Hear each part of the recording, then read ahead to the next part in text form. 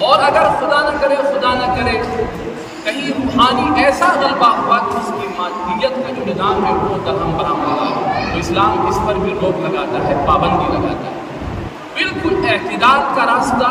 میانہ روی کا راستہ، ایسا راستہ جس سے انسان کی بہت ہی زندگی پرسکون ہو، امن ہو، اچھی ہو، خوشگوار ہو، وہ راستہ اسلام انسانوں کو بتاتا ہے۔ اسی وجہ سے آپ دیکھیں گے کہ اسلام کے آنے کے بعد، میں نے شروع میں جو بات کہی تھی کہ اسلام کے آنے کے بعد پوری دنیا میں جو انقلاب آیا ہے، ظاہری بھی اور باطنی بھی، مادی بھی اور اخروی بھی، پوری تاریخ انسانی میں کبھی ایسا انقلاب ہوا ہے۔ اسی وجہ سے جو بہت مشہور رائٹر ہے ڈاکٹر مائیکل ہارٹ کی جو کتاب ہے دا 100، اس میں اس نے جو بات کہی وہ یہی بات کہی ہے۔ اس نے کہا ہے کہ میں نے